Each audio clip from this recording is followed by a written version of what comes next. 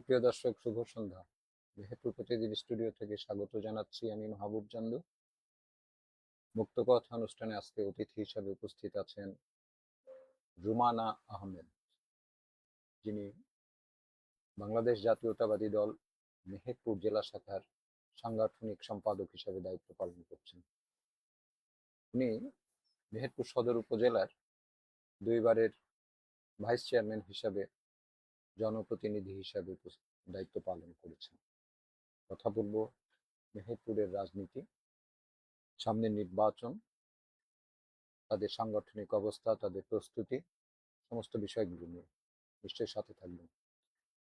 রুমানা আহমেদ, স্বাগত জানাচ্ছি আপনাকে মেহেরপুর প্রতিদিন মুক্ত কথা অনুষ্ঠানে। কেমন আছেন? আপনাকেও ধন্যবাদ যে আমাকে প্রোগ্রামে আসার জন্য। আলহামদুলিল্লাহ ভালো আছি। আলোচনাটা যদি এখান থেকে শুরু করি, আপনি নতুন কমিটির সাংগঠনিক সম্পাদক হিসেবে দায়িত্ব পালন করছেন মেহেরপুর জেলা বিএনপির। কেমন লাগছেন এই আলহামদুলিল্লাহ। নতুন একটা পদ পেয়ে? খুবই গুরুত্বপূর্ণ পদ। না, আমি 2018 সালে থেকে 2025 সাল পর্যন্ত সাংগঠনিক সম্পাদকই ছিলাম দলের। আচ্ছা। এবার আবার কাউন্সিলের মাধ্যমে নির্বাচিত হয়েছে। প্রথমে আমি আল্লাহর কাছে হাজার হাজার শুকরিয়া আদায় করি যে আমাকে আমার পূর্বস্থান, আমার দল মর্যাদা দিয়েছে ওখানে, এবং আমি আমার দলের সার্বিক কাজ যেভাবে করছি সেজন্য আমার দলও আমার প্রতি খুব আন্তরিকতা এবং খুব খুশি। কাজ চলছে অনেক ভালো। একটা সময় তো সাংগঠনিক সম্পাদক একটাই পদ ছিল, পরবর্তীতে তিনটা উপজেলা কে তিনটা ভাগে ভাগ করা হয়েছে, মানে না, সাংগঠনিক সম্পাদক এই পদটা। না, আসলে ৩ টা মানে ভাগে ভাগ করা হয়নি উপজেলা না। এটা যেখানে আপনার ৬ টা উপজেলা আছে, হুম। সেখানেও ৩ জন মানে সাংগঠনিক সম্পাদক করা হয়েছে। কারণ হচ্ছে দলের সাংগঠনিক যে পোস্টটা এটা একটা গুরুত্বপূর্ণ পোস্ট। হুম। সাংগঠনিক মানে কর্মকাণ্ডটা অনেক বড় বিস্তার। ওই কারণে আপনার সাংগঠনিক সম্পাদক ৩ ও, জন করা প্রতিটা হয়েছে। জেলাতে তিনজন? ৩ জন করে করা হয়েছে, আচ্ছা জি। আচ্ছা। এটা উপজেলা বেশি থাকলেও ওই ৩ তিনজনই জনই থাকবে, ভাগ জি। করে দেয়া হয় না, ওটাকে। আচ্ছা। এই যে নতুন দায়িত্ব পেলেন, এখন কি অবস্থা বিএনপির সাংগঠনিক ভাবে, যদি এটা আলহামদুলিল্লাহ ব্যাখ্যা খুবই করেন। ভালো, ভালো। জি।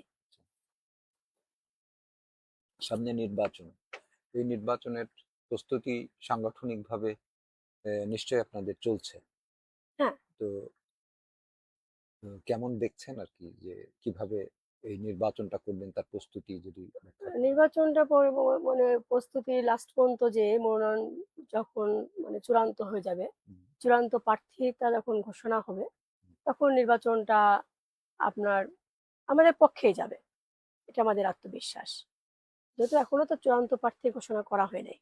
এবং আমাদের পক্ষে যাবে বলতে আপনি কোন পক্ষে? না, আমি মূল বিএনপির পক্ষে। বিএনপির পক্ষে? জি, আমি বিএনপি করি, বিএনপির তাহলে পক্ষে। যাকে নমিনেশন দেওয়া হচ্ছে সে কোন পক্ষে?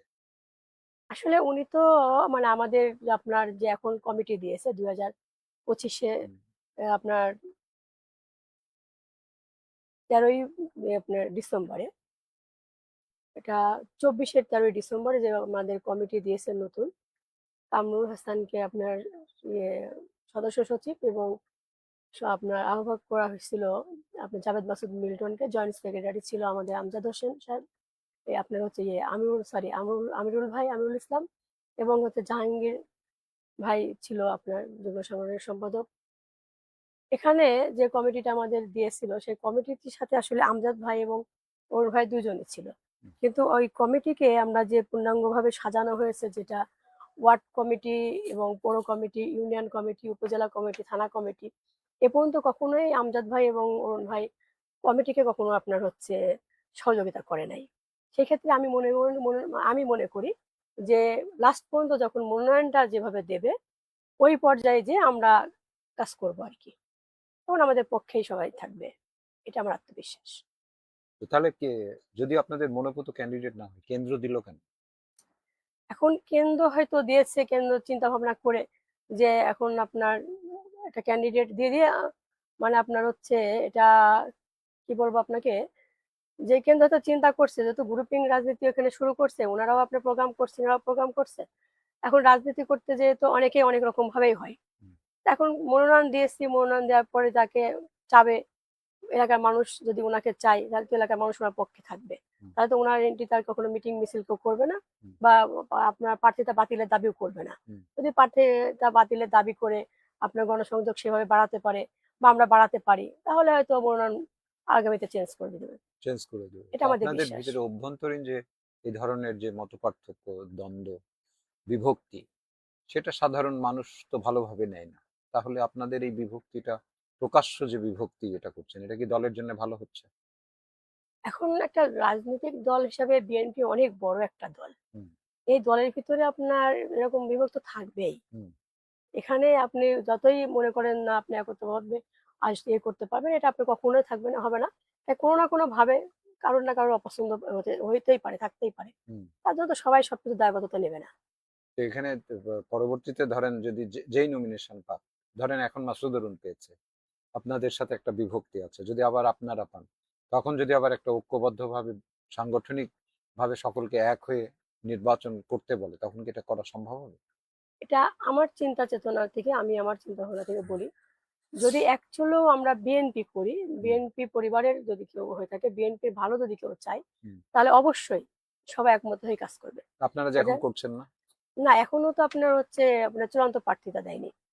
এটার জন্য হয়তো আমরা সবাই কাজ করতে পারছি না, বা আমরা হয়তো মন থেকে মেনে নিতে পারছি না, কারণ আমাদের যে মানে সবচেয়ে ক্রাইসিস মুহূর্তে যেটা, সেই সময় আমাদের যে কমিটি দিয়েছে, হুম, সেই কমিটি থেকে তো আমরা ওনাদের কাছ থেকে কোনো সার্বিক সহায়তা পাই নাই। হুম, আমরা যেখানে কমিটি করতে গিয়েছি সেখানে মারামারি হয়েছে, গন্ডগোল হয়েছে, আপনারা তো দেখছেন এটা। হুম। আমচুপিতে কমিটি করতে যাওয়ার পরে আমাদের এমন ভাবে রক্তাক্ত করছে, কয়েকজনের মাথা ফাটাই দিছে, প্রায় ৮-১০টা মোটরসাইকেল ভাঙা হয়েছে। এটা তো সবাই দেখছে, মিডিয়া। এই কারণে আমাদের আমাদের চিন্তা চেতনা আর কি, যে হয়তো যদি মানে মনোনয়নটা ওইভাবে দিয়ে থাকে, দেয়, তাহলে হয়তো রদবদল হতেও পারে। আপনি তো একটা সময় মাসুদ অরুণের সাথেই ছিলেন, আমি এখনো আছি। এখনো আছেন। হুম। অরুণ ভাই নেতা হিসাবে স্বাভাবিক ভালো নেতা। হুম, অরুণ ভাইয়ের সাথে থাকবো, অরুণ ভাইকে শ্রদ্ধা করি, সম্মান করি। হুম। তাকে তো কখনো আমি অপমানজনক কোনো কথা কখনো বলি নাই। আচ্ছা। এবং তাকে আমি কখনো সাপোর্টও করি না, তাই না? যদি জনগণ যদি সাপোর্ট করে, যদি আপনার দল সাপোর্ট করে, তাহলে তো জনগণের আলহামদুলিল্লাহ। সাপোর্টের মাপকাঠিটা কি? জনগণের সাপোর্টের মাপকাঠি বলতে গেলে তো ইয়েতে মারামারি করছেন আপনারা, গাংনীতে, মেহেরপুরে এই এখন অবস্থা। এখন আমি আপনাকে একটা জিনিস বুঝাই, যে রাজনীতিটা তো এমন একটা জিনিস, হুম। আমি যদি আপনার ব্যক্তি স্বার্থ দেখতে যাই, তাহলে তো হবে না। আপনাকে তো দলের স্বার্থ দেখতে হবে। মাসুদ অরুণ ব্যক্তি স্বার্থ দেখলো, আমি সেটা বোঝাতে চাচ্ছি যে ব্যক্তি স্বার্থ যদি আপনি দেখতে চান, তাহলে তো হবে না। কারণ সাধারণ মানুষের কাছে এটা পরিষ্কার করতে হবে। আপনি খুব দায়িত্বশীল আপনি একটা একটা জিনিস, সাংগঠনিক দায়িত্ব পালন করছেন। সাধারণ মানুষের ভোট আপনার দরকার, আপনি শুধু দলের ভোট নিবেন না। না, না, তাহলে আলটিমেট এই দলের যে বিভক্তি, আমি সেখানে আপনাকে পরিষ্কার করতে হবে দলের কর্মীদের কাছে, পাশাপাশি সাধারণ মানুষের কাছে পরিষ্কার হতে হবে যে আপনাদের এই দ্বন্দ্ব তারা কিভাবে দেখছে, তাদেরকে আপনারা কিভাবে রিকভারি করবেন। আচ্ছা, আমিও মানে যেহেতু আপনার প্রশ্নটা অনেক বড়, উত্তরটা অনেক বড়। হুম, এখন ধরেন আমরা যারা রাজনীতি করি, এই রাজনীতিতে ব্যক্তিত্ব বিষয়টা আলাদা থাকে, হুম, রাজনীতির বিষয়টা আলাদা থাকে। হুম, এখানে অরুণ ভাই যে নেতা, আমি অরুণ ভাইকে প্রচন্ডভাবে শ্রদ্ধা করি, সম্মান করি। তার নেতৃত্বকে আমি সম্মান করি, শ্রদ্ধা করি, ভালোবাসি। হুম, তার বাবা যেহেতু একজন রাজনৈতিক নেতা ছিল, হুম।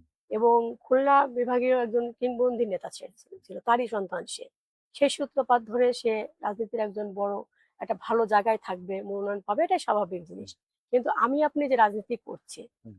আমাদেরও তো একটা চাওয়া পাওয়া থাকতে পারে। সেই এখন চাওয়া যদি পাওয়াটা কে দলের দেখবে? এখন যদি দলের আপনার হচ্ছে হাইকমান্ড যারা আছে, তারা যদি আপনার মানে এই 25 বছর ধরে যদি একজন নিয়ে সবকিছু হয়ে থাকে, হুম, আর বাকি কেউ কিছু হবে না, হুম। এটা তো আশা করা যায় না আপনার দলের সাথে আমি কাছে। একমত যে অবশ্যই যে একটা নেতা শুধু হয়ে থাকবে, তাহলে দলের অভ্যন্তরে কি আর কোনো নেতা নাই? এটা আমার সেটা ঠিক কথা। আছে, কিন্তু কেন সিদ্ধান্ত নিচ্ছে তাহলে? আর সেই সিদ্ধান্তের বিরুদ্ধে যখন আপনারা কথা বলছেন, তাহলে তো কেন্দ্রের এই সিদ্ধান্তকে আপনারা যখন মানছেন না, আমার প্রশ্ন হচ্ছে সেখানেই, সাধারণ নেতাকর্মীরা, সাধারণ কর্মীরা এটা নিয়ে তো, তারা তো ভালো নেই, যে আপনাদের এই কাদা ছোড়াছুড়ি, আমি সেটাই এটা নিয়ে ক্লিয়ার তো করি ভালো নেই। আপনাকে, ওই প্রশ্নের মধ্যে মানে ওই প্রশ্নের মধ্যে এই উত্তরটা আছে, যেটা হচ্ছে যে আপনার ধরেন অরুণ ভাই দীর্ঘদিন যাবৎ বিএনপির সাথে ছিল, বিএনপি সভাপতিত্ব করছে, বিএনপি হুম, থেকে সে নির্বাচিত হয়ে মানে সভাপতি হওয়ার 2 বছর পরে সে কিন্তু এমপি হয়েছে। হুম, এমপি হয়েছে এবং বিপুল ভোটে এমপি হয়েছে, জনগণের পাশে ছিল, জনগণকে নিয়ে সে কাজ করছে, এখন পর্যন্ত সে জনগণকে নিয়ে কাজ করছে। কিন্তু মাঝে সামান্য কিছু ভুল তার ছিল, যে ভুলটার কারণে হয়তো দল তাকে একটা চিন্তা ভাবনা করছে, পরবর্তীতে ম্যাডাম সেটাকেও করে নিয়ে আবারও কিন্তু উনি নমিনেশন পাইছিল, উনি কিন্তু ভোট করছিল 2018 সালে। হুম, পাওয়ার পরে যখন আপনার এই দলটা উনাকেই তো মেনে নিছিল, মাথায় করে রাখছিল। পরবর্তীতে হয়তো আপনার রাজনৈতিক যে দ্বিধাদ্বন্দ্ব, মেহেরপুর দিয়ে বলেন, গাংনী দিয়ে বলেন, বা বাংলাদেশের পুরা প্রেক্ষাপটে বলেন, হয়তো নেতারা চিন্তা ভাবনা করছে যে এই মানে নেতার নেতৃত্ব প্রয়োজন, পরিবর্তনের প্রয়োজন, নেতার পরিবর্তন প্রয়োজন। এই নেতার পরিবর্তন প্রয়োজনের কারণে কিন্তু কমিটিটা ওরা ওইভাবে দিয়েছিল হুম। যে আপনার আমজাদ কি আপনার জাভেদ মাসুদ মিল্টন, কামরুল হাসান এবং আমিরুল ভাই, আপনার হচ্ছে আমাদের ফয়েজ ভাই, জাহাঙ্গীরকে, এদের সবাইকে নিয়ে কিন্তু একটা কমিটি দিছিল। হুম। সেই কমিটিতে কিন্তু অরুণ ভাই এবং আমজাদ ভাইকেও রাখছিল, হুম। তাদের কিন্তু 1 নম্বর সদস্য হিসেবে রাখা হয়েছিল।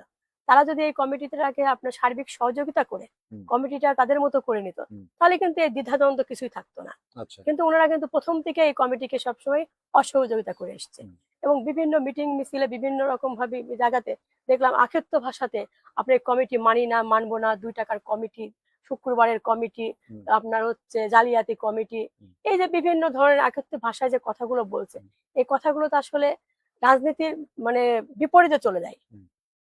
আমি যখন বিএনপি করব, আমি যখন বিএনপি থেকে আপনার প্রতীক নিয়ে ভোট করব, আমি আশা রাখবো আমি এমপি হব, তাহলে তো অবশ্যই দল যে সিদ্ধান্ত নিতে সেই সিদ্ধান্তের সঙ্গে সিদ্ধান্ত নিতে হবে। প্রশ্ন তো এখানেই যে দল সিদ্ধান্ত নিল, ব্যাপারটা কি যদি এমন ভাবে দেখতেন যে আচ্ছা দল তো অনেক সময় বলছে যে দলের দায়িত্ব যারা পাবে জনপ্রতিনিধি এইটাকে আলাদা করবে, সেভাবেও তো দেখলেন না। আমি কিন্তু আপনার সাথে একমত যে অবশ্যই মাসুদ অরুণের পক্ষ থেকে এই কমিটিকে এতটুকু সহযোগিতা করা হয়নি।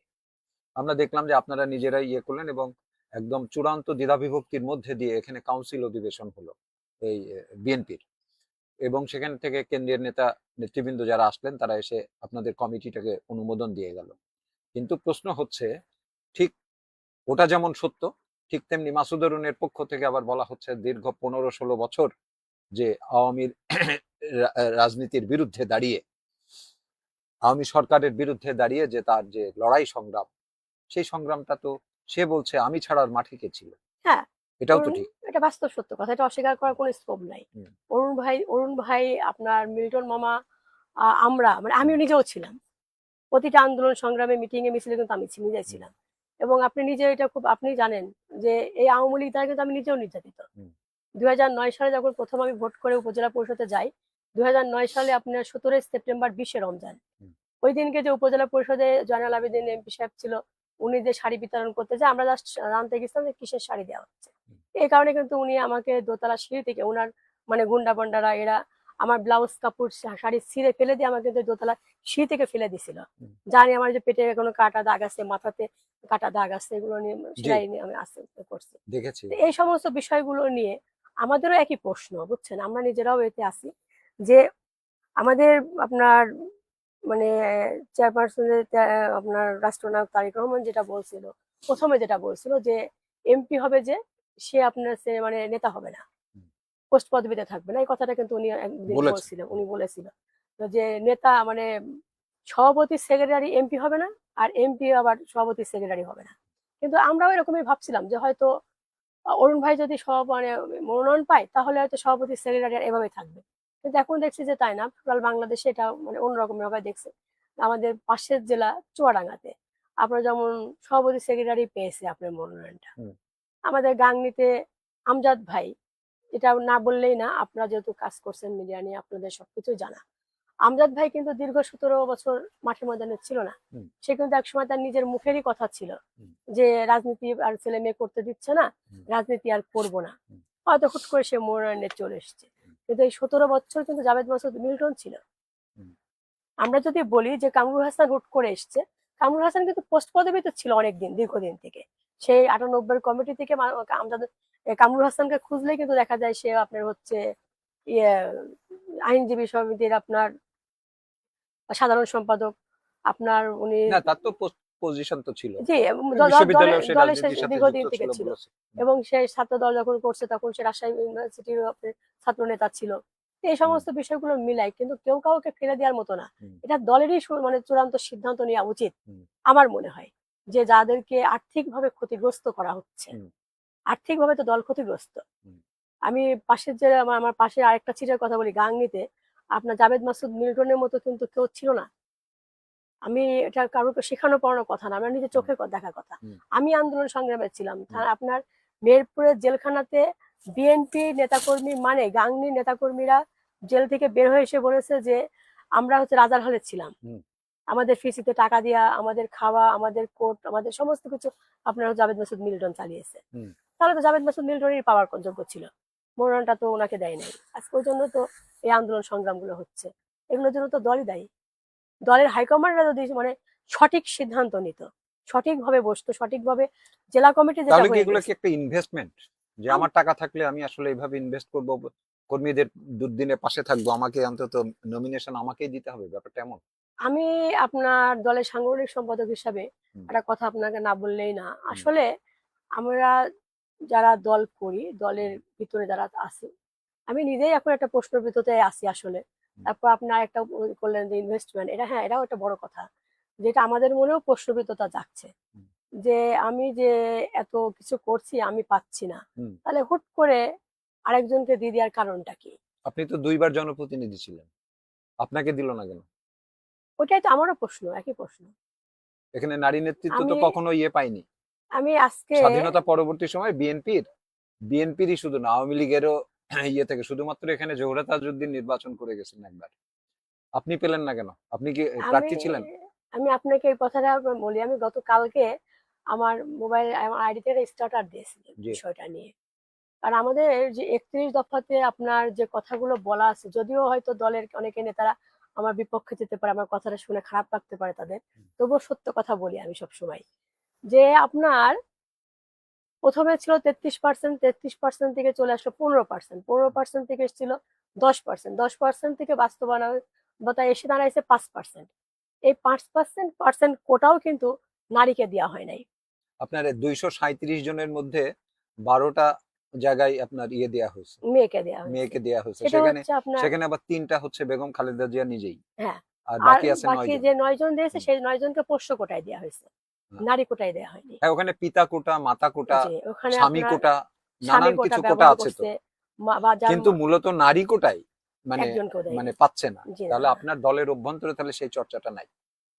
এখন আমার দলের অভ্যন্তরে তো সেই চর্চাটা নাই, কিন্তু বলছে তো তারা, আমরা তো বোকার স্বর্গে বাস করছি।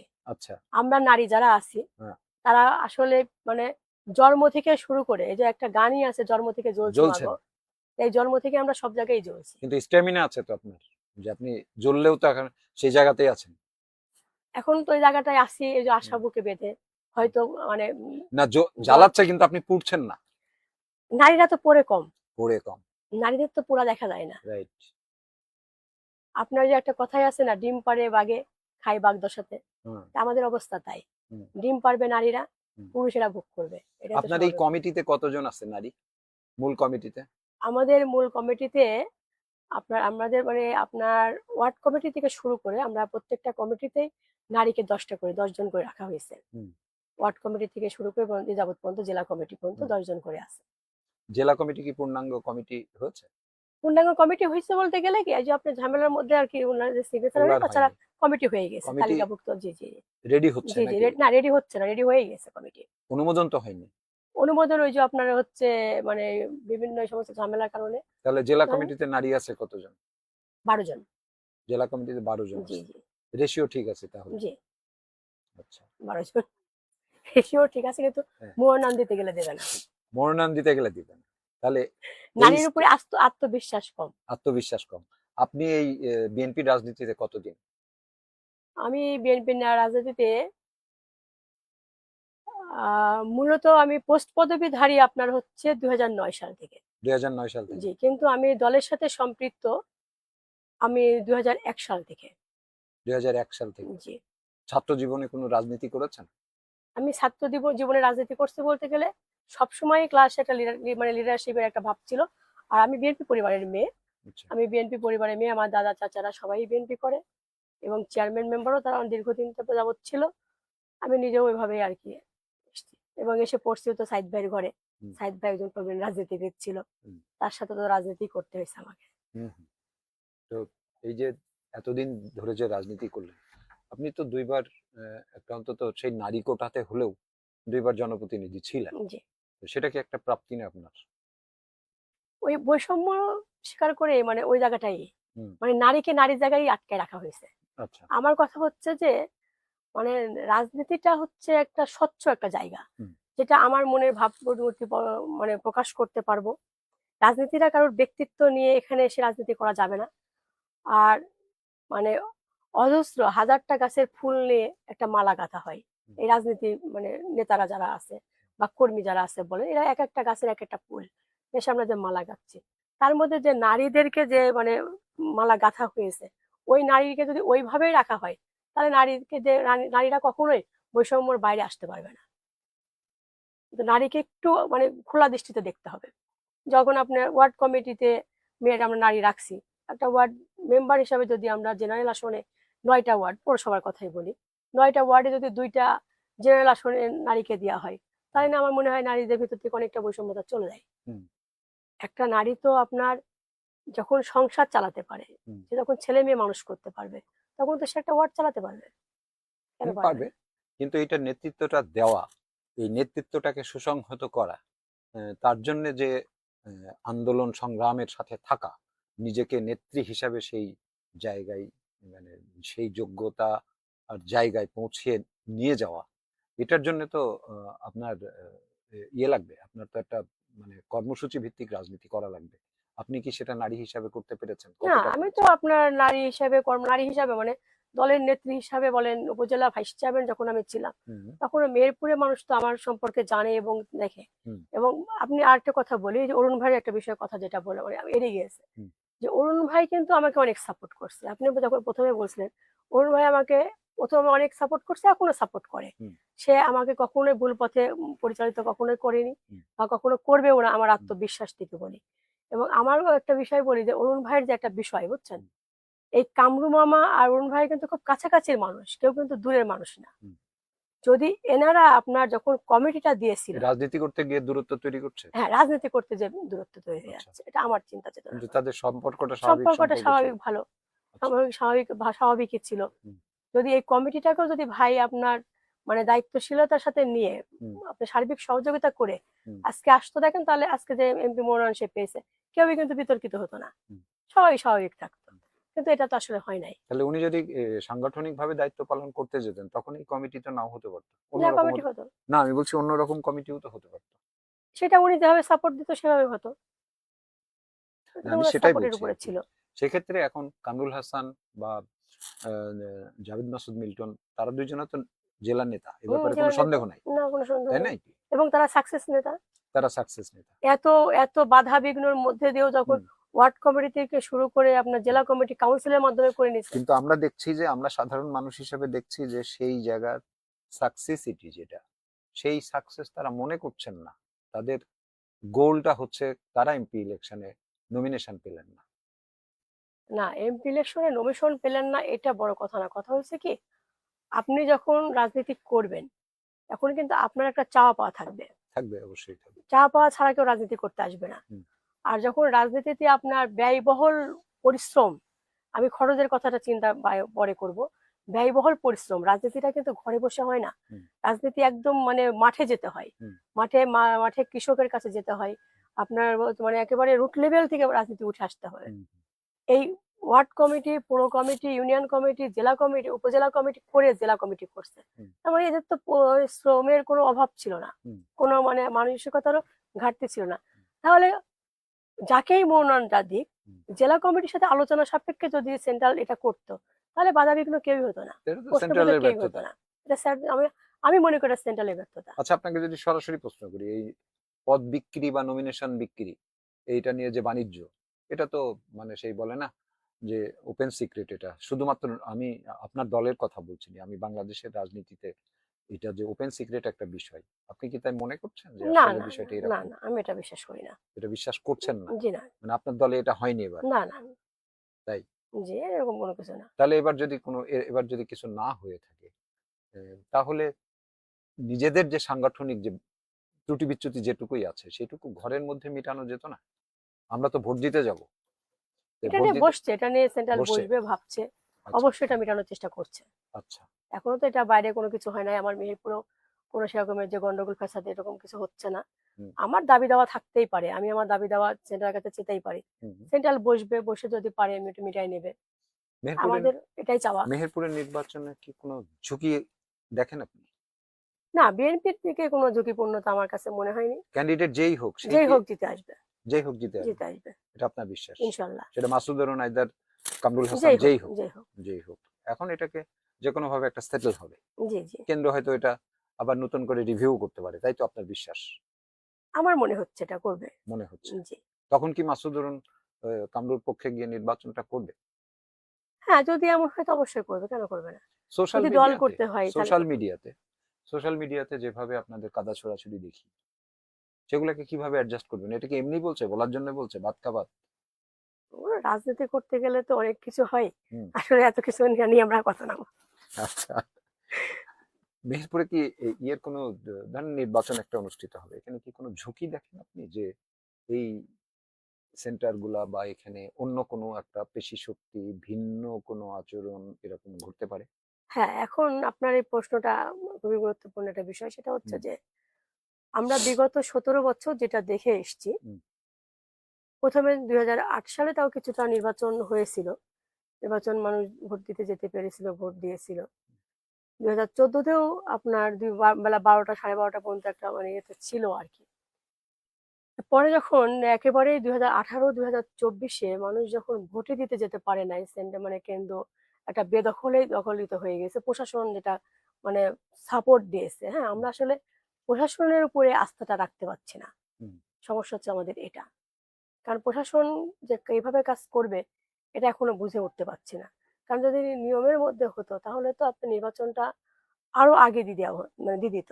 হুম, একজন অন্তর্বর্তীকালীন সরকার বলেন, আরেকজন তত্ত্বাবধায়ক সরকারই বলেন যে এতদিন তো বসে থাকার কথা না। হুম, যখন নির্বাচনী জনপ্রতিনিধি কারোর কোনো জেলায় বা কোনো রাষ্ট্রে না থাকে, সেই জেলায় তো কোনো আপনার সংস্কার বলেন, উন্নতি বলেন হয় না। হুম। এখন তো যেটা দেখছি সেটাতে আপনার কিছু ব্যক্তি কিছু নিজেদের কিছু কাজের সংস্কার নিয়ে ব্যস্ত। আসলে রাষ্ট্রীয় কাঠামোতে কিন্তু কোনো সংস্কার হয় নাই। হুম। সেই হিসাবে নির্বাচনটা ঝুঁকিপূর্ণ বলেই আমরা মনে করছি আজ। ইয়েতে এখন তো যেহেতু কোনো পলিটিক্যাল গভর্নমেন্ট নাই, সেক্ষেত্রে প্রশাসন আপনাদেরকে কি ধরনের, মানে নিরপেক্ষভাবে কি প্রশাসন আচরণ করছে? সেটা আপনারা ধরেন দুইটা পক্ষ আছেন, এই পক্ষকেও যে আচরণ করছে, ওই পক্ষকেও সেই আচরণ করছে, এরকম আহ, আহ, উভয়কেই একই চোখে দেখছে এরকম মনে হচ্ছে? বা আন্তরাজনৈতিক দলগুলার সাথে সম্পর্ক কি একই একই রকম ভাবে তারা দেখছে, না তাদের দেখার ক্ষেত্রে পার্থক্য আছে? দেখার ক্ষেত্রে পার্থক্য আছে। আমি যেহেতু আমি জেলা সাংগঠনিক সম্পাদক হিসাবে বলছি, যেহেতু হুম, প্রশাসনের সঙ্গে আমার একটা ভালো সুসম্পর্ক থাকার কথা হুম। বা আমি প্রশাসনিকভাবে কোনো হেল্প নিতে যাই, দেখছি এটা একটা মানে দৃষ্টিগোচরতা ভাবে হচ্ছে। তাই জি। সেটা নিরসনের জন্য তাদেরকে কি কোনো কিছু বলেছেন? এটা সেন্ট্রাল থেকে আমরা কথাবার্তা তুলে ধরার চেষ্টা করছি। যেটা একটা নিরসন হয় তারপর নির্বাচন হওয়া উচিত।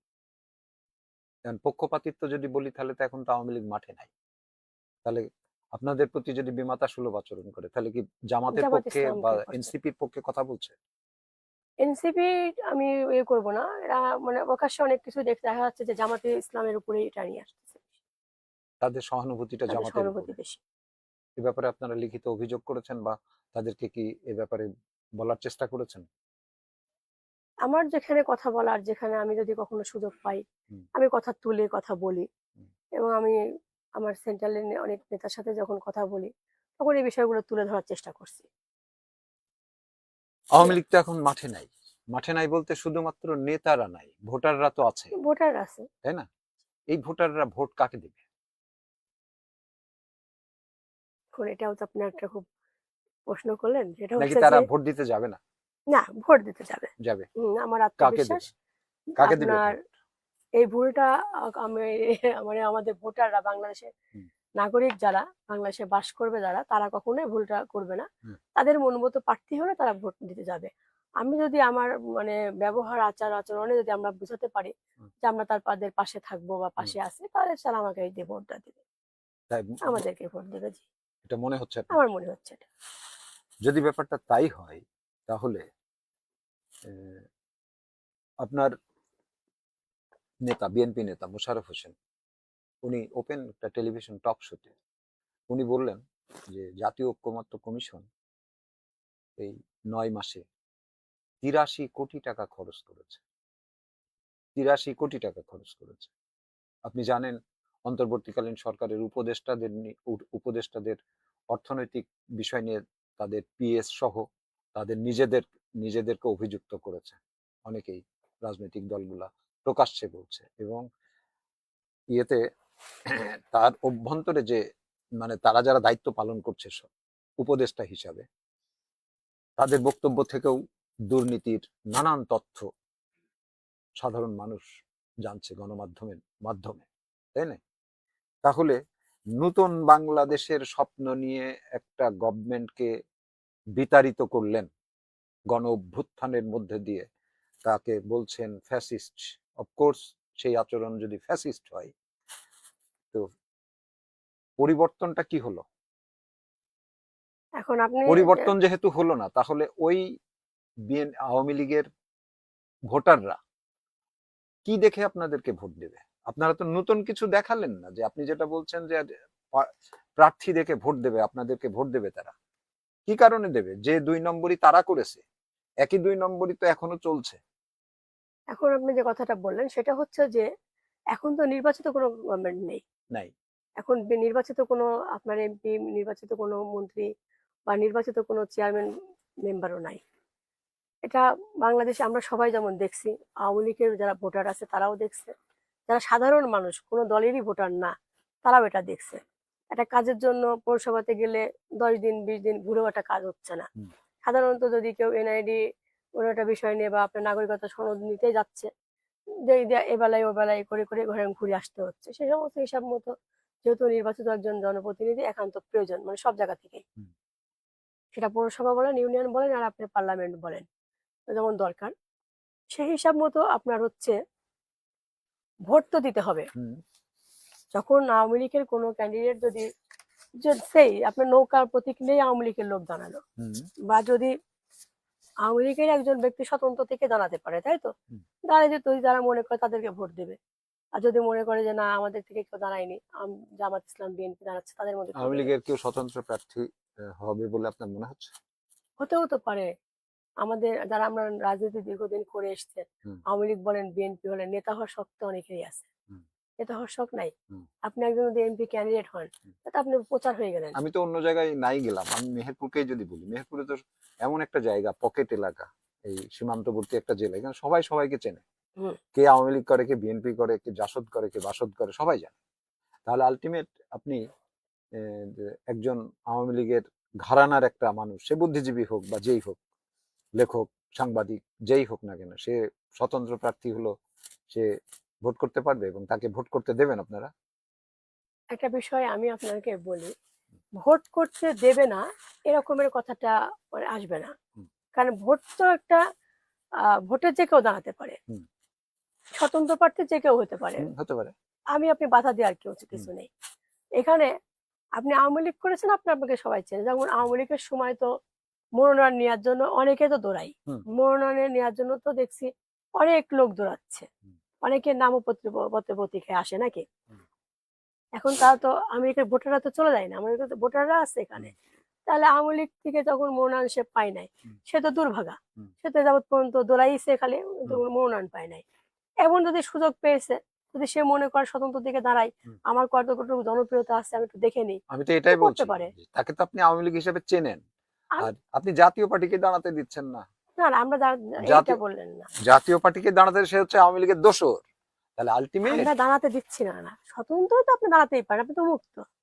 স্বতন্ত্র প্রার্থীরা তো আপনার হচ্ছে, আপনার এই কথাটা হলে ভালো হতো। আপনি যে ভাবনাটা কথা বললেন, এটা হলে একটা সুস্থ রাজনীতি চর্চার জন্য এক ধাপ আগানো যেত, যে সকলকে আসলে জনগণের কাছে ফেস হয়ে তাকে মোকাবেলা করতে হবে জনগণকে। সেটা যদি আসলে চর্চা হতো, তাহলে কেউই ফ্যাসিস্ট হতে পারতো না। কিন্তু সেই চর্চাটা নাই। বিগত সময় তারা যেমন ইনক্লুসিভ নির্বাচনের নামে তারা আপনাদেরকে বাদ দিয়ে নির্বাচন করলো, এখন আপনারা হয়তো আবার চেষ্টা করছেন যে তাদেরকে বাদ দিয়ে আপনারা নির্বাচন। না না না, আমাদের নেতা আপনার রাষ্ট্রনায়ক তারেক রহমানের কখনো এরকম চিন্তা ভাবনা নেই। আচ্ছা, সে সূক্ষ্ম স্বাভাবিক জীবনযাপনে পছন্দ, এবং সে চায় যে সঠিক মাত্রায় রাজনীতি ফিরে আসুক এবং বাংলাদেশের এক কথায় গণতন্ত্র ফিরে আসুক। বাংলাদেশের মানুষ, বাংলাদেশের জনগণ ভোটার অধিকার ফিরে পাক। এই ভোটার অধিকার ফিরে পেতে সে কিন্তু কখনোই বলে নাই যে আপনি স্বতন্ত্র প্রার্থী হতে পারবেন না না, এটা বা কেউ এটা বলে না। না না আপনি হতে পারবেন, কেন হতে পারবেন না? যদি হুম, নির্বাচন কমিশনার হুম, আপনার এই রুলস না জারি করে হুম, যে এরা হতে পারবে না, হুম। তাহলে এটা হবে না। তাছাড়া স্বতন্ত্র প্রার্থী আপনি হতে পারবেন না, এটা তো আমাদের দলের কেউ কখনো স্বতন্ত্র বলেনি। প্রার্থীর অনেক হ্যাপা আছে তো। আপনাকে যদি ধরেন আমার মেহেরপুরে যদি 3 লাখ ভোট হয় এই কনস্টিটিউয়েন্সিতে, এই 3 লাখ ভোটের বিপরীতে আপনাকে 2% যদি ইয়ে করতে হয়, 3 দোকানে 6,000 ভোটারের তালিকা করে তারকে সমর্থন আদায় করার জন্য এই 6,000 ভোটারের কাছে যেতে হবে। হ্যাঁ, এটা তো দিতে হবে।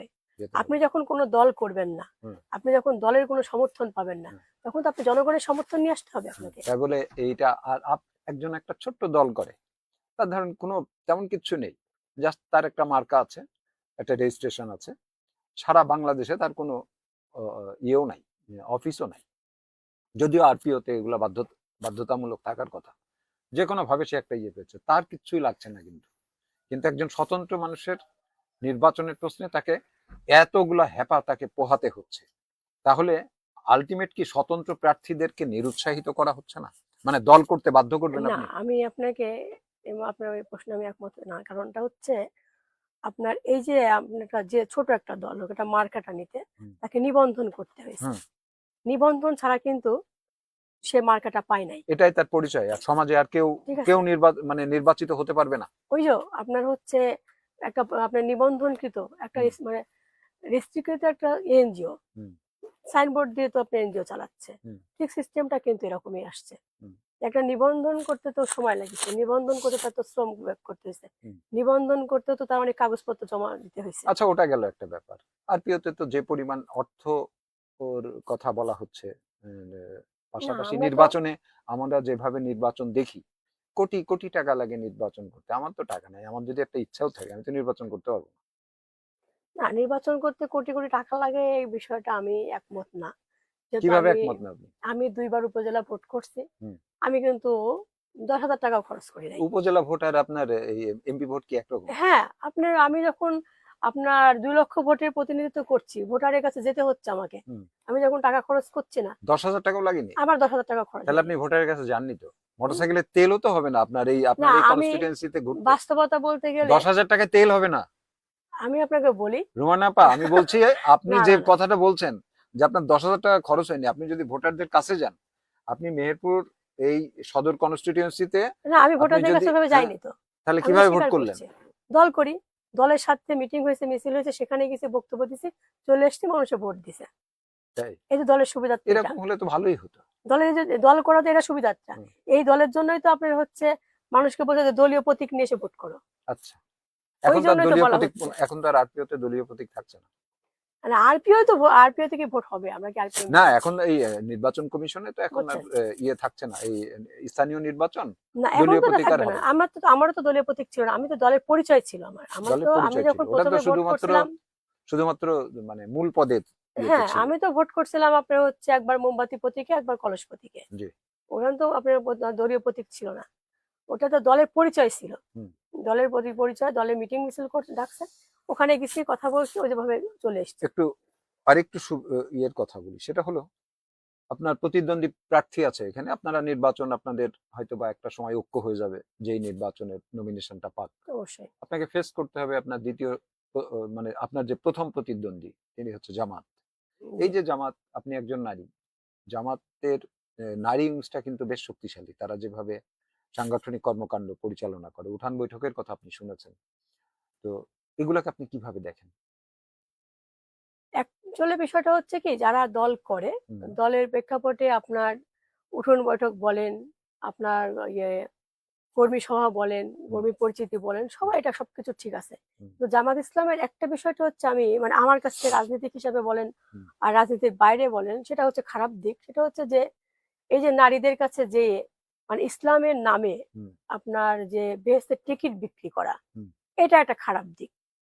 উনারা যাবে, সালাম দেবে, হুম, কথা বলবে, দিনের কথা বলবে। হুম, মানুষকে হয়তো বোঝাতে পারে। কিন্তু ওই বেহেশতের টিকিট দেবে বলে আপনার দাঁড়িপাল্লায় ভোট চাওয়াটা, হুম। এটা আসলে আপনার কারোরই পছন্দমশীল কোনো বিষয় না এটা।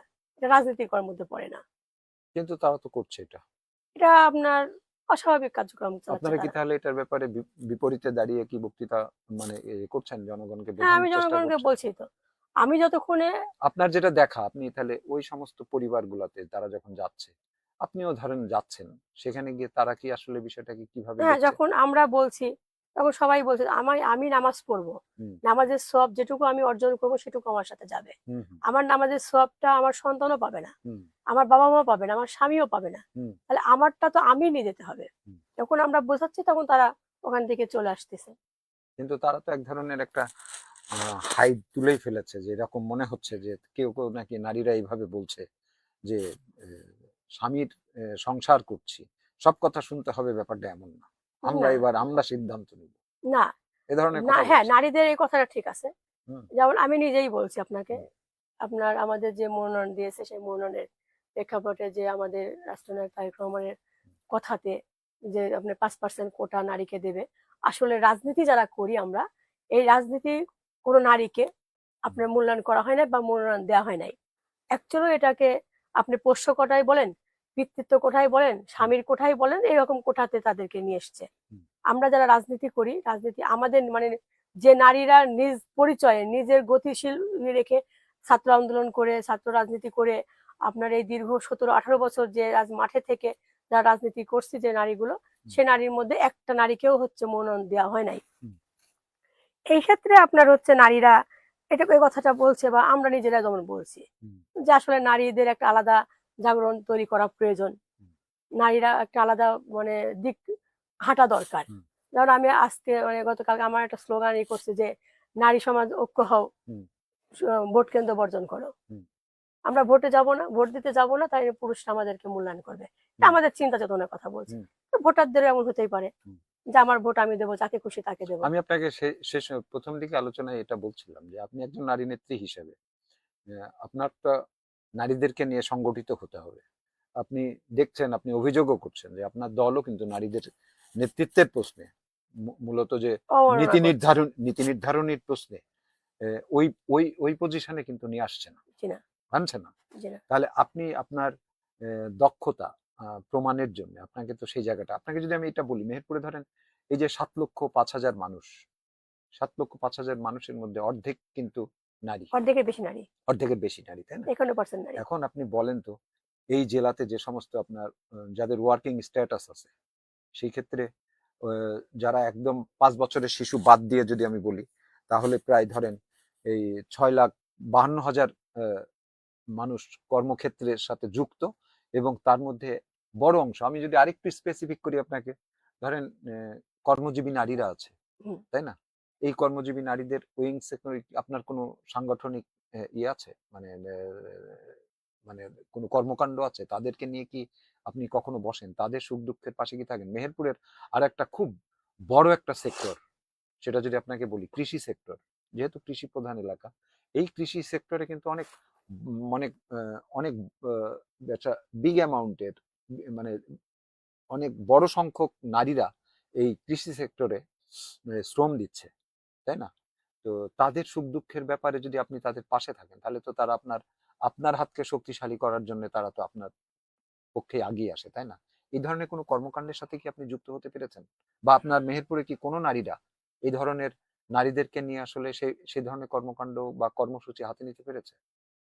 আপনি আমার সম্পর্কে হয়তো জানেন, আমি 2009 সালে হুম যখন প্রথম মহিলা দলের কমিটি আমাকে ম্যাডাম খালেদা জিয়া নিজে দিয়েছিল, হুম তখন হচ্ছে আপনার এই কমিটির সভাপতি ছিল নুরি আলম সাপা এবং দলের সাংগঠনিক সাধারণ সম্পাদক ছিল আমাদের শিরিন সুলতানা। হুম ওনাদেরকে ম্যাডাম ডেকে আমাকে এই কমিটির মূলত দায়িত্ব দেওয়া হয়।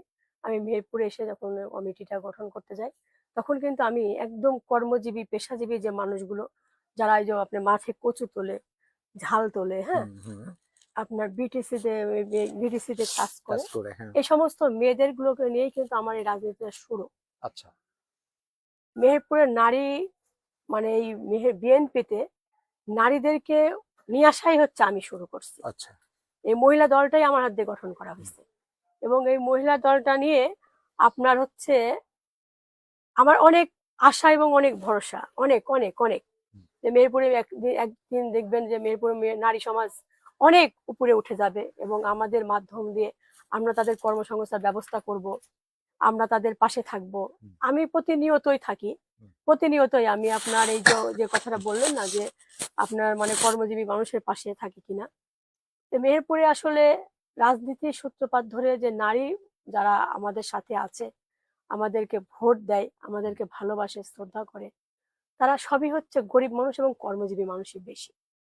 বিটিসিতে কাজ করে, তামাক বাসে, কচু তোলে, আপনার ঝাল তোলে, আপনার বাজারে এই যে মুঠোগিরি করে কিছু মেয়ে আছে যে আপনার হুম। হচ্ছে কয়েকটা দোকানে আমাদের যে শখে টকে যারা আছে হুম। ওরাও কিন্তু আমাদের খুব পরিশ্রমিক একজন মানে নারী হুম। এবং অভাবগ্রস্ত নারী। তারা অভাবগ্রস্ত গরিব হলেও কিন্তু ভোটের মূল্য একই। হ্যাঁ, ভোটের মূল্য একই এবং তাদের নেতৃত্বও একই। হুম। আমি মনে করি হুম। যে হয়তো তারা আমাদের মতো কথা বলতে পারে না, হুম। আমরা তাদেরকে নিয়ে কথা বলছি। হুম। আজকে তারা আছে বিধায় কিন্তু আমরা কথা বলতে পারছি। হুম। তারা না থাকলে কিন্তু আমি কথা বলতে পারতাম না। কাদের নিয়ে কথা বলবো? সেই হিসাবে আমি তাদেরকে সবসময় খোঁজ রাখি, সবসময় তাদের পাশে থাকার চেষ্টা তাদেরকে করি নিয়ে একটা হাইট তোলেন না যে এবং আমাদের এখানে কখনো মেহেরপুরে স্থানীয় কোনো নেত্রীকে দেওয়া হয়নি, নারীকে কোনো নমিনেশন দেওয়া হয়নি, আপনাকে কেন নমিনেশন দেওয়া হচ্ছে না, তাদেরকে সংগঠিত হ্যাঁ, করেন। এটা শুরু করব, আস্তে আস্তে শুরু করব। হ্যাঁ। যেমন আমি উপজেলা যখন ভাইস চেয়ারম্যান ছিলাম, জি। যেহেতু আপনি মেহেরপুরের মানুষ, আপনি আমার সম্পর্কে অনেক জানেন, আমার বিশ্বাস। আমি উপজেলা পরিষদে ভাইস চেয়ারম্যান থাকা অবস্থায় আমি মেহেরপুরে কিন্তু অনেক অসহায় নারীর পাশে ছিলাম। আচ্ছা। আপনার সেলাই মেশিন থেকে শুরু করে হুম। সরকারি যে অনুদান ছিল, আমি যেহেতু বিএনপিতে ছিলাম, আওয়ামী লীগ ক্ষমতায়, আমি কিন্তু সর্বোচ্চ পাশে থাকার চেষ্টা করছি। আমি একটা শিক্ষিত মেয়ে কিছু করতে পারছে না, তাকে একটা সেলাই মেশিন ডেকে দিয়েছি। এ যাবৎ পর্যন্ত করে আসছি। এখন পর্যন্ত ডিসি অফিস থেকে আমি হয়তো মাসে 2 মাস অন্তর বা 3 মাস অন্তরও কিন্তু আমি 2টা 3টা সেলাই মেশিন নিয়ে দেওয়ার ব্যবস্থা করি মেয়েদেরকে। আচ্ছা। তুমি একটা কর্মসংস্থানের ব্যবস্থা করো। যতক্ষণ আপনি ভাইস চেয়ারম্যান ছিলেন তখন যতগুলা কাজ করেছেন, কোন জি। কাজ বাকি আছে যেটা আপনি ভবিষ্যতে কোনো জনপ্রতিনিধি হলে সেই কাজগুলা করবেন? হ্যাঁ, আমার করার চেষ্টা আছে। আমার মানে খুব ইচ্ছা মেহেরপুরে আমি খুব মানে হতদরিদ্র কিছু ফ্যামিলির সাথে আমি জড়িত ছিলাম। আচ্ছা। যাদেরকে আমি মানে আমার নিজের জায়গা পর্যন্ত দিয়েছিলাম। হুম। আমার খুব ইচ্ছা যে মেহেরপুরে আমি একটা বৃদ্ধাশ্রম করব। বৃদ্ধাশ্রম। জি। আচ্ছা। এটা আমার খুব মানে মানে আমার চাওয়া পাওয়া আরকি যে আমি অনেক মেহেরপুরে অনেক পরিবার সম্পর্কে আমি জানি। হুম। যে সেখানে আমার দাদির বয়সী, মায়ের বয়সী, হ্যাঁ? অনেক মানুষ খুব নির্যাতিতের বৃদ্ধাশ্রমটা মধ্যে নারী আছে। নারী বৃদ্ধাশ্রম? নারীদের জন্য, হুম। নারীদের জন্য না, বাবাদের জন্য। আচ্ছা। মানে বৃদ্ধাশ্রমটা করব উভয়ের জন্য। আচ্ছা। আচ্ছা। যাতে আমাদের মানে একটা বয়স হয়ে গেলে আমাদের মা-বাবা যেন অন্তত একটু মানে ডাল ভাত খেয়ে সুস্থ জীবনযাপন করতে পারে। রাইট। এটা আপনার ইচ্ছা। যেটা আমার ইচ্ছা। আচ্ছা, এই যে আমি যেটা বলছিলাম আরকি এ জি, কারণেই যে আপনি দীর্ঘদিন একটা রাজনীতির সাথে যুক্ত আছেন। অপরাপর আপনার সাথে অন্যান্য নারী কর্মীরাও আছে। জি। আপনার একটা সময় তাদেরকেও তো নেতৃত্বে নিয়ে আসতে হবে, তাই না? যে সেই ক্ষেত্রে মেহেরপুরের এ রাজনীতিতে নারীদের অবস্থান খুবই কম, খুবই কম। সেক্ষেত্রে সেই বিষয়গুলা নজর দেয়া। এইজন্য আপনাকে বললাম যে আপনি যদি এগুলা করেন তাহলে তো আপনাকে নিয়ে একটা হাইট তুলতেই পারে নারীরা। যে কেন আপনাকে নমিনেশন দিচ্ছে না, তাই না? শুধুমাত্র প্রেসিডেন্ট সেক্রেটারি তাদেরকে নিয়েই কথা হবে। আর অন্যদের নিয়ে হবে না, এটা তো হতে পারে না। যাই হোক, আপনি আসলে কি জি। আমাদের সমাজটা তো পুরুষ শাসিত সমাজ। জি। এখানে পুরুষরা যদি না চায়, বুঝছেন? হুম। একটা নারী আগাতে পারবে না।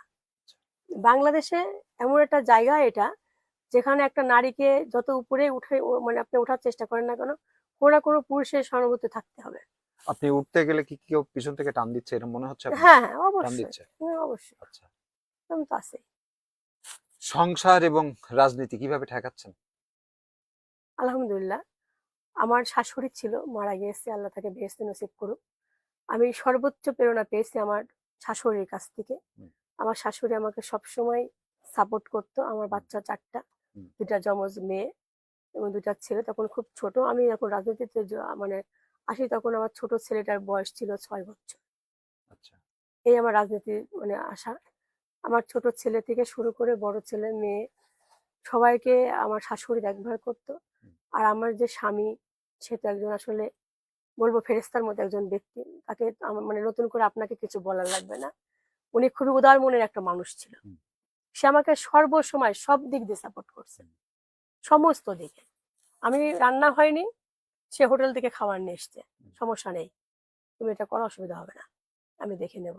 এই মানে শেখ সাইদের কথা বলতে গেলে আসলে আপনার মানে এতে চলে আসে যে উনি একটা মানুষ ছিল, এমনই একজন ব্যক্তি, উনি ঘরের জন্য পরের জন্য সর্বসময় ছিল।